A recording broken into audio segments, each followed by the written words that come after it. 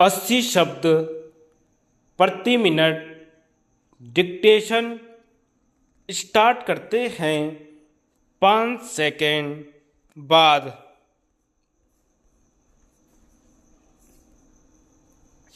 एक साथ चुनाव की तैयारी। मोदी सरकार के तीसरे कार्यकाल के 100 दिन पूरे होने पर गृह मंत्री अमित शाह ने जिस तरह यह स्पष्ट किया कि 2029 के पहले एक साथ चुनाव कराने की व्यवस्था कर दी जाएगी, उससे यह स्पष्ट है कि सरकार अपने इस महत्वाकांक्षी वादे को पूरा करने के लिए प्रतिबद्ध है।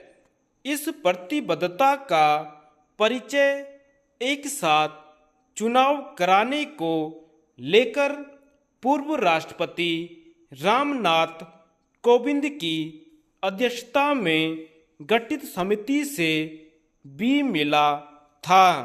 इस समिति ने व्यापक विचार विमर्श के बाद अपनी रिपोर्ट में उन बाधाओं को दूर करने के उपाय सुझाए हैं जो एक साथ चुनाव कराने में आड़े आ सकती हैं। यह रिपोर्ट यही बताती है कि एक साथ चुनाव के विरोध में दिए जा रहे तर्क खोखले ही अधिक हैं।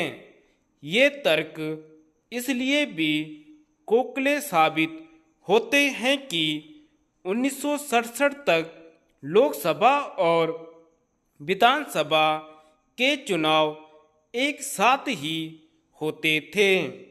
आखिर इस तथ्य के आलोक में यह कैसे कहा जा सकता है कि एक साथ चुनाव कराना संविधान सम्मत नहीं?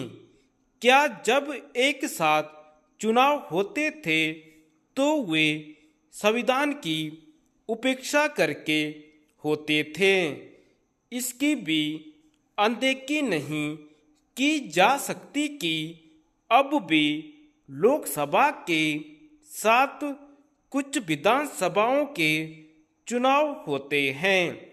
इस बार लोकसभा के साथ ओडिशा, आंध्र प्रदेश, अरुणाचल प्रदेश और सिक्किम विधानसभा के चुनाव हुए।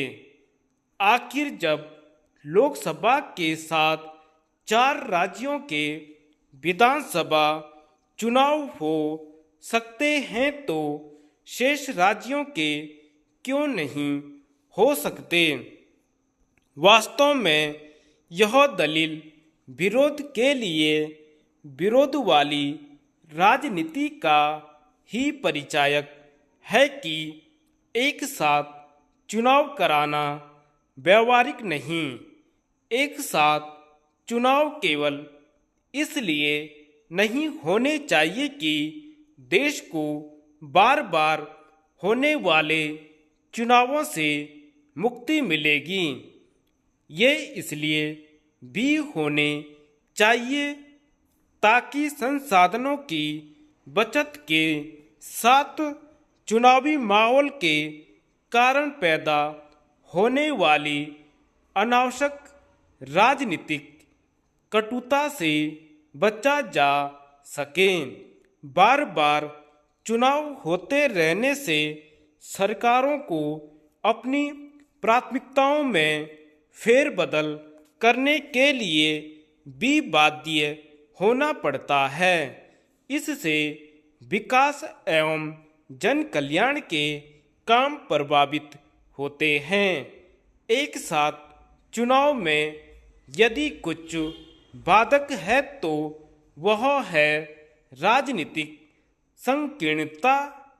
राष्ट्रहित में इस संकीर्णता का परित्याग किया जाना चाहिए। क्या ऐसे देशों को कम लोकतांत्रिक कहा जा सकता है, जहां संसद के 7 विधानसभाओं के भी चुनाव होते हैं। यह ठीक नहीं कि एक साथ चुनाव का विरोध कर रहे राजनीतिक दल अन्य राजनीतिक एवं चुनावी सुधारों को अपनाने से भी बच रहे हैं। समय की मांग तो यह है कि उन्हें न केवल एक साथ चुनाव पर सहमत होना चाहिए, बल्कि ऐसी कोई व्यवस्था बनाने पर भी राजी होना चाहिए जिसमें प्रत्याशियों के चयन में कार्यकर्ताओं और साथ ही जनता की भी भागीदारी हो। अभी तो प्रत्याशी चयन में मनमानी ही होती है। हालांकि इसके दुष्परिणाम राजनीतिक दल ही भोगते हैं, लेकिन कोई नहीं जानता कि वे प्रत्याशी चयन की लोकतांत्रिक प्रक्रिया क्यों नहीं अपनाना चाहते। धन्यवाद।